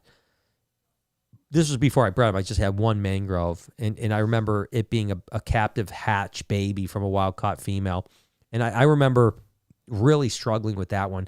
I think it took me like 6 months to get it to eat. Now they just eat like no problem. Yep. So I think, but if you're assist feeding and they're taking food, you're gonna get it. You trust me. Miracle Newton came back to say, that's so cool. I didn't know you had a mango too. Yes, I do. And Mango is my my caiman lizard, my first caiman lizard. Yeah, and that's all I got for right now. All right. Yeah. Hopefully, see if Savannah's still in there. Is she still? So the last was Gotcha, but that was the last one I seen too. So. Yeah, it couldn't have been too long ago. Savannah, if you left, I swear. We'll have to get with Savannah, and hopefully, I know Dingo's coming to visit you too. So take care of my boy Dingo. I tell you, Savannah and Dingo. That's gonna be a power. That's a dynamic duo. That's what I've said. It sucks so bad that like we don't have like Dingo, Savannah. I mean, there's a bunch of creators. I wish we were all together. I wish we could collab like the guys out in LA do, like the Vlog Squad with David Dobrik and stuff like that. Like if all of us were together, could you imagine? Unstoppable. Could you imagine if it like Savannah, myself, and I mean that's just Savannah, you Tyler, and Dingo. Just like crazy. Us three would crazy. be great, but you start adding Tyler in there, Chandler in there, whatever the case may be, God. and it would be so insane if we all were in the same state and always visiting each other and always doing cool animal adventures, traveling together. And that's one way we can make it happen, right? Is we can go travel and do some adventure together. Yeah. Like Savannah, I know Savannah and I talked about going to Indonesia together. We've talked about going to India together. But if we went to like Africa to go hook up with Dingo together, that'd be dope. She could be doing crocodile stuff. I could be doing black mamba stuff, Just the dynamics of the video would just be insane. I mean, there's so much energy and talent. It's just impossible. Yeah, it would be so much fun, because we've been talking about it literally ever since Dingo left. I wish all these people were all together, dude. Yeah, it's just great. A bummer that we're geographically so far apart. But that's one of the reasons why we've been trying. We've only done it a couple times now, but we want to do it more where we actually have like Savannah, like she films a piece of video, then sends it to us, and like we interact with Savannah on our video, or the list goes on. Whoever the creator is, I want to do it not just with a small group. I want to make as many people as I can to be in my video, so that we can expose. Like I think that Dingo had 400 and something thousand followers before he had his channel deleted, but I think that the video the 2 videos that we did, I mean, gosh, the one video we did is I mean, they're going to get hundreds of thousands of views. Yeah. And I guarantee you there's a bunch of people. Now, granted, a lot of people are like, oh, I know Dingo. I love Dingo, blah, blah, blah. But I guarantee you there's a lot of my viewers that didn't know Dingo that now are going to fall in love with Dingo because they're going to be like, oh my God, that guy is amazing. You know, and I know they feel the same way about Savannah. And I know they feel the same way about so many of my friends that do YouTube that, you know, and if we, you know, we all are building each other, it would just be incredible, you know? So unfortunately we may not always be able to be together, but we need to work together though, as much as possible. Yeah, exactly. Yeah. Big Texas Tank says, "What's up? What's up, Jay and Bri? Glad I could catch you live. Jay, I'm gonna DM you on IG about Animal Con. No answer. It's cool though. I know you guys are busy. Great to hear a new snake talk. I burnt through all the old pods. I'll have to take a look for you, take brother. a look. Yeah, find out. You know, I'd like to hear what you have to say about Animal Con. So it's always good to. And you don't have to super chat this, but just let me know, is your name Big Tex on here, or is? Oh wait, I actually just found you now. His name's Travis on here. Okay, did he have a massage? I was wondering if all the tickets to Animal Con are sold. If not, what is the best website to get some? I've been trying to Google it, but no luck. Thanks for your time, and I'd love to hear back. All right, so the deal is animalconusa.com, but I had mentioned earlier in the vlog or in the podcast, you probably just weren't on yet, that we have a little glitch going on with the payment side. It just, the setup got messed up. It wasn't my doing. It just the way it is. I'm not complaining. It is what it is. We should have it fixed by Monday, Tuesday by the latest, and they will go on sale. But like we had mentioned earlier, there's only a relative, I mean, limit. There's a bunch. There's 4,000 tickets, but it's a pretty limited amount of tickets compared to the amount of people. You know, like I had mentioned, you know, close to 200 million combined followers are going to be going. So I think 4,000 people. I think there are some people that we have that could get 1,000 people just themselves. Oh, I think there's quite a few, to be honest with you. And we've got. Right now we're closing in on 100 creators and growing. You know, I think we're going to probably have to cap it somewhere about 150 creators or so. Next year it'll be bigger. We'll probably, you know, because we talked about maybe bringing the dog and cat people in next year. This year it's really reptiles, fish, birds, bugs, and stuff like that. It's pretty much that type of a world, like exotics, I would say, if you include birds and fish as exotics, which I guess you would. But we'll probably expand a little bit further into maybe dog and cat next year, and we'll have a much bigger venue and have more people. You know, we were hoping next year we can sell 10,000 tickets, but right now the venue we can only sell a little bit more than 4,000. So I think they'll be sold. I think they're going to sell pretty quick. Timothy comes back to say, thank you all, keep trying. And like I said, your videos have helped a lot, and I appreciate all you guys do. Thank you, Timothy. We appreciate you. It really means a lot. Latroges says, I think at Animal Con I'll have a meltdown with all that awesomeness in one place. Yeah, that's what I'm saying. I mean, you know, even it was funny because I'm the one that booked every person. And there's people, listen, there's people that aren't on the list of the website that are coming that I just haven't uploaded yet or don't have their pictures in bio yet. You know, so there's probably already another 15 people or so that are going to go on that website by next week, if not more. And we're getting more requests for creators every day. And the website, you got to remember, I posted one story about it, and where once I actually go public with it full on, I think it's going to really blow up. But my point is that it's you know, yeah, get on the tickets soon. But when I was even going through the creator list myself, like I said, I booked every creator, and I was going just like at the beginning of the podcast. It blows me away. I know, dude. These are like I'm looking. I'm just like, oh my gosh, this guy's coming. This guy's coming. This guy's coming. And they're all awesome channels. And it's crazy to think that all these people are going to be in one place. It's going to be wild. Yeah. Katie came back to say, Retic sisters Daisy and Lucy act so different. Why? Yeah, I think that every animal is an individual, right? I agree. You know, so we've been doing this forever, you know, with breeding and hatching animals, and literally, you know, it's just like people. People have different personalities. Animals have different personalities. You know, you can liken it to, like, you know, dogs too, right? You can get 5 puppies from one litter, and they're all different animals, right? You know, they're not just the carbon copies of one another. So it's just like that. And I've had that happen. You know, ironically enough, we kept Lucy because of her attitude. And originally, you know, our one Burm Satan that passed away several years ago, we kept her for the same reason. Now, we had other animals from Satan's clutches that were dog tame. that were really, really tame. And then you just had, we had her that was just a pain in the butt. And that's just how individuals go. Yeah, it's 100%. Yeah. Latros just came back to say, I freaked out with all this tarantula people. Thank you for representing the 8-legged freaks. Yeah, I'm super, listen, I was really excited about not just the tarantula people, but like Ants Canada in particular. But again, Tarantula Cat and the Tarantula Collective and the list just goes on. I mean, the tarantula people really came out, and it was interesting because I think it started with Tarantula Cat. Yeah. I think she was the first person that I reached out to and kind of had a conversation with, and then from there it kind of like when the dark den's going to be there. Think about that, the dark den's going to be there, dude. So that's what happened was like they all started talking amongst each other, and then everyone started reaching out to me and like, can we come, and I'm like, oh my god, this is amazing. So we have, I'm sure, I'm not going to say, and number one, not only the tarantula people, but the snake people and the fish people. If I haven't got to, I'm sorry. It's not because there's some people that I just haven't got to yet. Number one, there's some people I've just forgot about. Number two, there's some people that I didn't know about. So if you're a tarantula person, I'm not going to sit here and say we have all the best tarantula people, because there might be some other tarantula people I didn't know about that are amazing, and that hopefully they'll reach out to me and be part of the community as well. Same thing with fish people, same thing with reptile people. If for bird people, if for some reason I haven't reached out to you, don't take it as an insult. I want you a part of this. I want anyone that I don't. As a matter of fact, I'm looking forward to meeting so many of the people that I've watched for the last 10 years, you know what I mean? Because a lot of these people that are coming, again, Ants Canada, the Dark Den, the list goes on and on. These are people that I've kind of followed for years and years and years, and now all of a sudden they're coming to our event, and I'm going to get a chance to meet them in person as well as you guys. So I'm going to be geeking out as much as everybody. I'm going to be taking more pictures than anybody. Dude. Like I'm going to be there at registration when creators are coming just up, and I'm just going to be like, oh my god, I can't believe I've been watching forever. So it's going to be really fun for me as well. David came back to say, maybe you should invite Senator Marco Rubio to Animal Con. Gosh, with so many animal people there, maybe we could change his mind. Or burn him on the stake. Yeah, that's the thing. That's the thing. I think, number one, he would never come.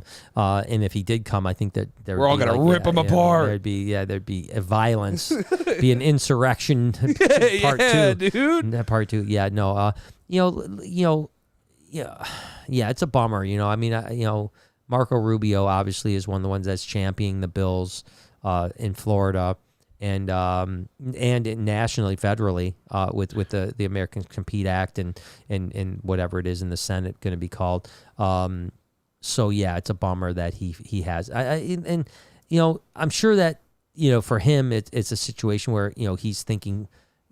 I think it's probably a little bit of uneducation. He's probably thinking like, oh my God, Florida has all these invasive animals and we have to stop this now. And the only way to stop it is to do this. And I think if a biologist sat him down and made him understand that stopping, so you could stop anything. It's like I've always talked about with like Burmese pythons in the Everglades. You could do anything you want at this point, and it will never get rid of the Burmese pythons in the Everglades, right? There is no solution on this planet that will ever take Burmese pythons away from the Everglades, barring some Arctic, freeze that kills off half of Florida anyways, right? Yeah. If climate change happens and it drops down to 25 degrees for 5 weeks in the Everglades, then we're going to get rid of the Burmese problem, but we're also going to get rid of alligators. We're going to get rid of, birds and all the other stuff too. Whatever. Yeah.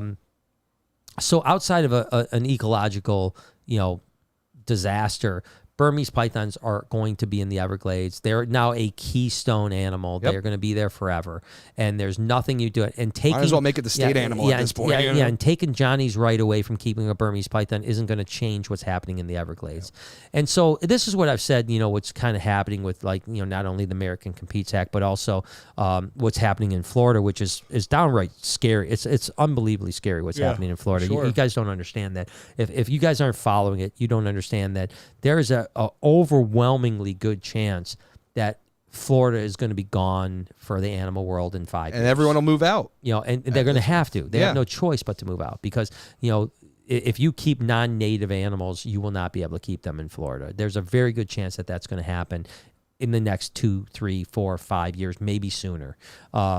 and it's going to change. Like, listen, I love all my friends in Florida, but so many of my friends in Florida right now are trying to build reptile zoo type stuff, and I would hate to be them right now because there's a chance by the time they open their doors, they won't be able to do what they do. Yeah, you know, and that's a really, really scary thing that's happening right there. But it's like I've said. What's happening with the American Competes Act, as well as what's happening in Florida, is analogous to me saying Jay needs to be arrested because I think he might commit a crime tomorrow. You know what I mean? Oh, I told you about that? Yeah. Oh, yeah. See? I told you. See? I knew it. I knew he needed to go away. But you see what I'm saying? That's my point, is that, it's like they're preemptively outlawing things because they might eventually, one day, possibly become invasive in Florida. Or across the country, which is just a dangerous mindset, and that's a very dangerous thing when you start taking away people's rights based on something that might happen, but we have no proof will happen.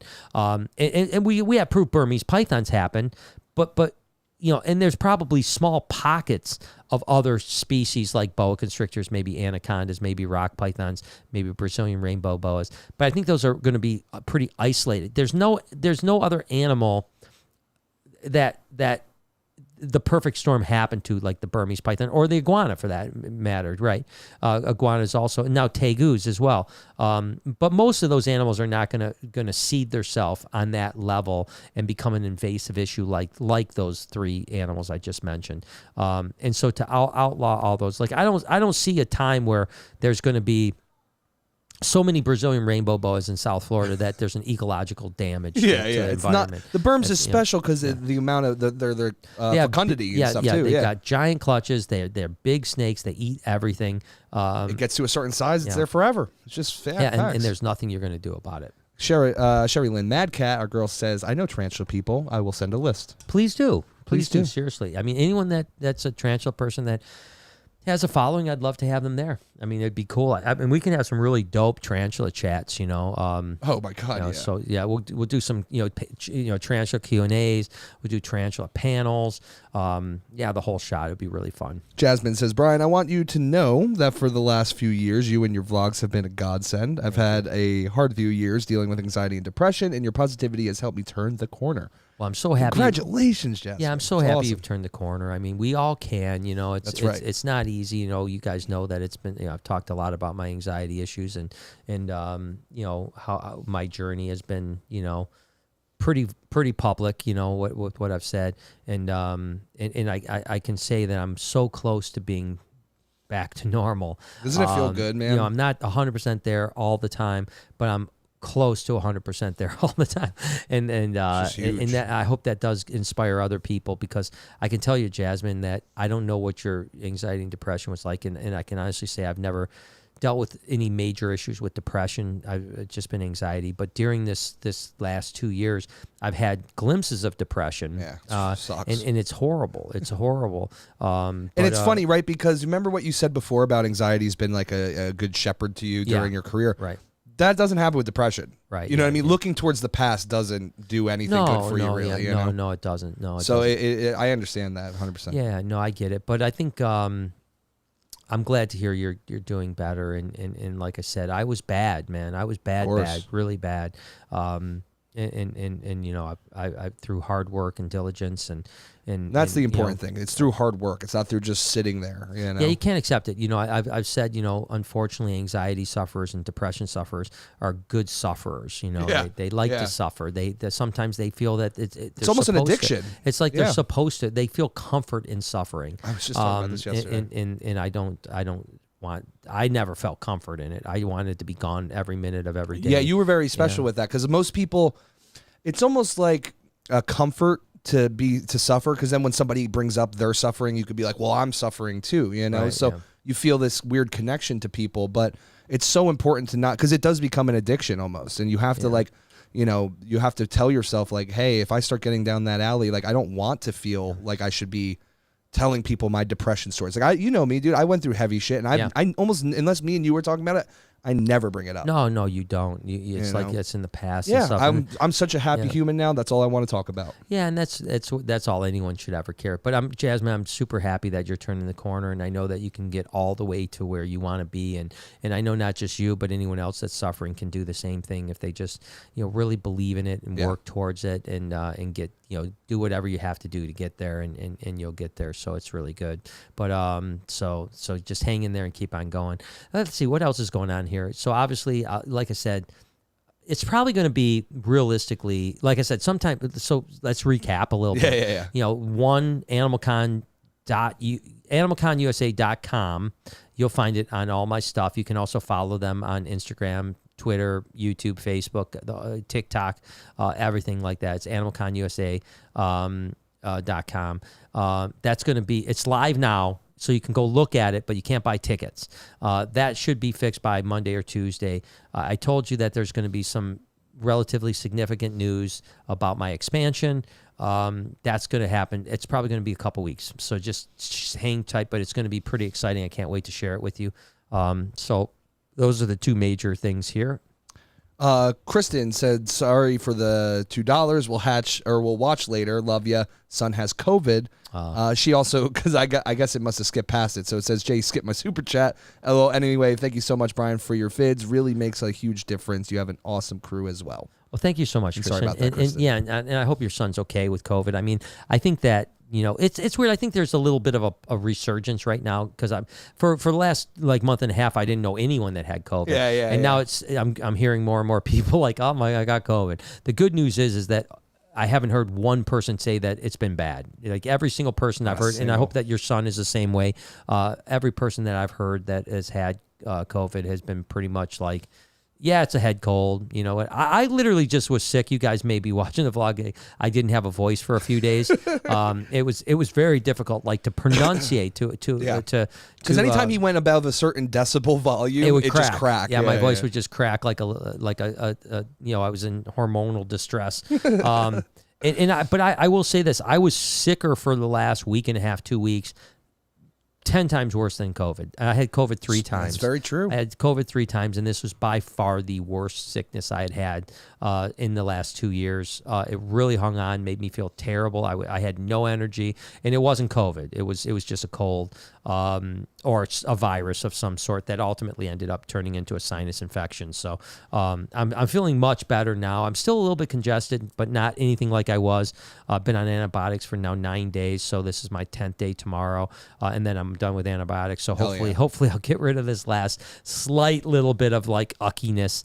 But for the most part, I'm back to normal. So I hope your son is really good, and I think it'll be okay too. I think it will be. I think that this virus is morphing petering out. Yeah, it's morphing into something we can just live with. Hey, we're going to catch a cold. We're common cold. Going to get whatever, and that's just the way it's going to be. And that's all I have, Mr. Brown. That's all you got there. Let's see what time we got here. We got a few more minutes. We could still talk. If anyone does have any supers, please hit me up. Be happy to answer your questions for the next 10 minutes or so, and then we can get out of here and enjoy our evening. I guess I'll give you kind of the BHB update too, as I'm updating you guys on everything else. Oh, speaking of which, I think I'll tell you, this is pretty cool too. And by the way, I was supposed to call him over the last 2 days, and I've been so busy I haven't done it. But we are going to have Justin Kabelika soon up here in person. In person. We're going to have him up here to do a podcast. So cool. It's going to be really cool. So I'll try to call him tomorrow and talk about, he reached out to me last week and said, hey, I'd like to come up, do the podcast, talk about the ball python market, talk about things like that. And I wonder if it was prompted a little bit by the fact that I had talked about the recession coming and that, what will happen to the ball python market if recession. And if I think that might have prompted him to reach out to me. And if he did, great. Yeah. And I'd love to hear his take on it. Again, Justin's been around a long time. He's been through a couple recessions with ball pythons, so he would know what's coming and what he feels. And I don't think there's anyone else that has a better feel for what's happening in the ball python market than Justin Kabelika. Right. So I think it'll be really good to have. And me and him, we've been friends for 20 plus years, And I mean, some of your animals helped start his collection in the beginning, which is incredible. He's known for clowns, and he bought his first clown for me. That's so cool to me, dude. So it's pretty cool to have been part of that journey as well. Yeah. But and he's a sweetheart. He's a great guy. He's a great guy. I have mad respect for his business acumen, as well as his just passion for animals, and he's doing it the right way. He is the gold standard in ball pythons or in really reptile breeding. Louis Vuitton over there. Yeah, he really is, and he's done a great job of branding himself, and his company is the best of the best. And so it's exciting to have him up. I can't wait to hear what he's got going on. We do have, I know a lot of people are talked about, like, when are you going to cut clutches? So we're getting there. I think that we're probably about 10 days away from our first cutting clutch. And I made mention, I hope this is going to work, guys, because like we put a lot of energy into this. This is how the video is going to go. You're going to see us pulling a clutch of eggs, obviously showing the mom, showing the dad, us putting eggs in the incubator, us halfway through checking those eggs to see if they're still good, pulling the clutch just before they're ready to hatch, cutting the eggs, showing what's in the eggs, showing them hatching out of the egg, and then out of shed. Final product. All in one video. Yep. So when the mom lays eggs all the way to the final shed out baby. Yep. You're getting in one video. So it's going to be so literally these videos we're going to do, instead of doing 100 or 80, I think we did about 80 egg cuttings last year. The year before we probably did 130. We probably did 130 the year before. We're probably going to do 20 or 25 egg cuttings. That's it. But you're going to get the entire story of that egg cutting from start to finish. So I'm curious how you guys are going to like that. I don't know. We're just trying, again, to do something different than we've ever done. We don't want to remove egg cutting from our future. I know that people love it, but we also know that, just through experience with YouTube, that it was getting boring for most people to just see the same thing over and over. And I think sometimes, like for a trained eye, like, I've been cutting eggs and patching snakes for so many years. I can look at an egg and go, oh, that's a so. Well, you're looking at a little window with some albumin on it, maybe some blood. Little pattern and color. And so it's not that. Now, if you can then take that and then in the same video say, wait a second, that's that animal that was in that egg. Oh, now I see what it looks like. Oh, now it's shed? Yeah. And now I really see Now I see why Brian was so excited. Rather than you would see us pull a clutch and Brian's excited about it. But then you're not going to remember that was the clutch that we're cutting in 2 months, and then 2 months, 2 weeks from that, it just gets confusing. So now you get everything all at once. So and you'll be able to see what I looked at in the egg, why I thought it was in the egg, and so on like that. So it should be a pretty interesting thing. And I'll always listen. I mean, I'm sure we're going to cut some clutches that we don't film completely, but I'll be standing by with the camera in case something weird happens. We might cut a good majority of our clutches, and film them in some way just in case something radical happens. That's like, oh, wait a second, we don't want to miss that great opportunity. Yeah, God forbid there's twins or a two-headed ball python. Who knows? You know? Exactly. Let's see who we got first here. All right, we got Chris says, thank you for the videos. When you come to Maine, hit Big G's Deli. Okay. $50 says Noah can't eat a whole sandwich. Whoa, look up Big G's Deli real quick. I want Big G's Deli, Maine. Big G's Boog? Jeez. Well, it's like it's doing it itself because I mean that's crazy. Big G's Deli, Maine. I want to see Buick. Oh, it looks old school too, man. Oh yeah, that's good, man. Let's see if we can get some food here. Let's see what these images look like. Oh, look at that Sammy's good, dude. What is that? Some Texas toast? Look at the size of that. The size of that salmon. Oh, I could put that down. No, look at the French toast, though, man. Where we at? Right here. What you're actually looking at? Oh, dude. On the thing is that French toast? Yeah, it's French toast. I thought it was a sandwich. No, that looks like French toast, man. That looks good. Yeah, I could destroy Noah again too. Speaking of that, we got to go to Tony's. We got to just do that. Maybe like this week we should go to Tony's. Tony's, is that hot dogs? That's that's the place that I challenge you and Maria to eat a bacon sandwich and a full ice cream sundae. Ice cream sundae. We got to go. Let's do it. $1,000, man. I'm down, dude. I mean, I might die, but I'm getting that grand. Kristen says one more thing. My Yes. yellow belly ball python hasn't eaten for a little over a month. She's almost 3 and was always an awesome eater. Any advice? It's really common, especially especially at 3 years old. I wouldn't be concerned. I would offer, so one of the things I would do is I would switch up the food offering, if you can. As a matter of fact, our friend Jason from St. Louis, great guy, a good family, friends of ours. He had a snake, that same thing, that he had for a while, ate every single week. Then it just wouldn't eat. He's trying live rats, live mice, wouldn't eat. And I told him, I said, hey, if you can find ASFs, which are African soft-furred rats, try that. And immediately it pounded it the day of, Yeah. And then, of course, his concern was, well, now is it just going to eat ASFs?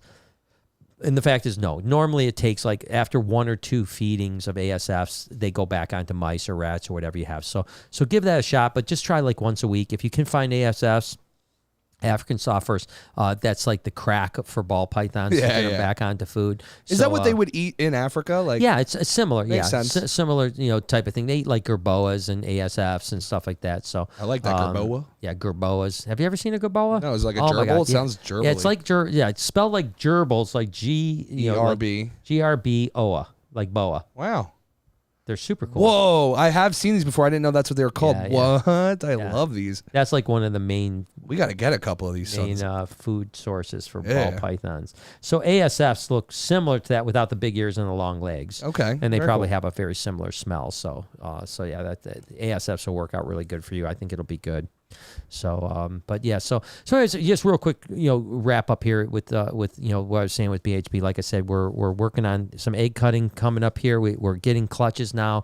Colubrid clutches are on their way. Gecko, are starting to lay eggs like crazy. So it's heating up here, guys. So it's heating up as far as the breeding season goes, and then the hatch season is just right down the road. So it should be pretty fun. State 48 turtle and up? tortoise. What's going on, man? Says, hoping I can get premium pass to Animal Con. Can't wait. I'm stoked. Going alone for now, but hopefully I get a buddy on board. Can't wait to see y'all. Brother, I hope you definitely got to come. Dinkelman Reloaded.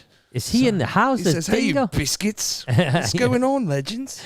Oh, my God. What's I love up, Dingo, man. It's good to see. It looks like you're having a blast. I miss you guys so much. You don't understand how many times, in the last couple days, I've just thought, I'm going to get on a plane and just fly down to Florida just so I can just hang out with these guys for a week or two. You know what I mean? Lori. Wouldn't it be just the best thing to just hang out with these guys, and just kind of go on their adventure? I mean, they were in the Key. I love the Keys, by the way. They were in Key Largo, which is one of the, earlier Keys. So I don't know how far down the Keys they went. I hope they got down to Key West or something like that. But they were at least in Key Largo. And the Keys are just, did you ever go to the Keys when you were down there? I've never been to the Keys once. The Keys are, it's it's not Florida, man. No, it's like Caribbean, It's not right? Florida. It's like the Caribbean, man. It's just, as soon as you cross over into Key, Marathon Key, you're in a different world. Different world than Florida. It's like life is a vacation. Yeah. I've heard a lot about it. I've just never been. We gotta go. I mean, I would love to go. I really do love the Keys. So they were just anything to do down there. I know, probably not, right? Because I feel like. Well, I think the Keys, a lot of good fishing. I mean, fishing. No, is for really, us, meaning to film or anything. No. I think it would have to be a chill thing. Maybe a dad venture. We'll see. Yeah, because I think that there's I think just the experience of the Keys. Like I said, lots of fishing. Not that I'm a big fisherman, but I did go fishing when I was down there. I'm down. Enjoyed it. Do whatever. And if you're into diving, great diving in the Keys. And then of course you got different things like Key Largo, Key Marathon Key, or party places. Then you get down to obviously the Key West, and that's the dad ventures. The Key West. That's what I'm saying, dude. That's Key West is its own planet. Yeah, man. it is, dude. It's crazy down there. So, but I hope you're having a great time, Dingo. And like I had said when you left, if you get into any position where you're trying to go, I think I gave you all the contacts that I had for you. But if for some reason you need more, just call me because I'll help you out. Holly says, do you like coffee, Brian? I don't drink but coffee. Noah and I do. So it says, would love to send some Tuatara coffee. A percentage goes to Tuatara Conservation. Please send it. We would love to try it on a vlog for you. Yeah, everyone here drinks coffee. I don't do caffeine, so we do it all for them. Yeah. So these guys do the caffeine for me, plenty of caffeine. But so yeah, please, and obviously I love Tuataras, and that's absolutely amazing. Tuatara Conservation. Can you get one? Tuataras? Yeah. No. So I know St. Louis had some. St. Louis Zoo had some. A long time ago, but I don't know what their colony had. I don't think they ever bred them, and I don't know if there's got to be other. We gotta get one. There's got to be some other ones in the country, but I like getting them privately would be. I think Almost impossible. I think it would be harder to get a tuatara than a Komodo. Oh, I agree. That's 100%. That's how hard. I think that better chance of getting a Komodo, because the thing is that all the zoos have Komodos, so no one wants them. Yeah. So when they do parthenogenically, because I don't think any zoos breed Komodos anymore. No. But they parthenogenically have babies pretty frequently, which is crazy. It's for some reason Komodos is very common to have partho babies because they're on islands. And I mean, they literally can't get rid of them. Like, you know what I'm saying? Like, imagine, like, because there's a lot of obviously islands in Indo, right? And yeah. So, like, imagine one swims to an island and now it has no mate, right? But now it can repopulate through partho. Sure. I wonder. Yeah, I mean, it makes sense. It does make sense. Yeah, I mean, the Flores Islands are a series of islands. There's thousands, right? Yeah. I mean, Indonesia has thousands of islands. Yeah, but the thing is that if anyone did in the United States, any zoo produced tuataras, every zoo would want it. Yeah, and it would take 15 years for every zoo to get them, and so I as much listen, tuataras are a dream animal so cool. for me. But yeah, no chance of having that. That's a true dinosaur right there. Yeah, for real. I think that's all I got, Mr. Brian. Cool. Well, listen, guys, this has been fun. I love. It's been a blast. It's been good. You guys in the chats have been great. I appreciate you guys. Sorry, by the way, that I said that the next flirt trip video driving with shark or diving with sharks. Maybe it's possible. Driving with sharks would be an even better video. I'm going to put a shark in the driver's seat. Hell yeah. Yeah, I'm into diving with them. But anyways, thank you guys for the chats. Thank you guys for the super chats. Thank you for just hanging out with me. You guys are amazing. Like I said, I'll get some updates for you next week about when Justin's going to be here and whatever else. So we'll see you guys next Saturday. Have a good night. Love you guys.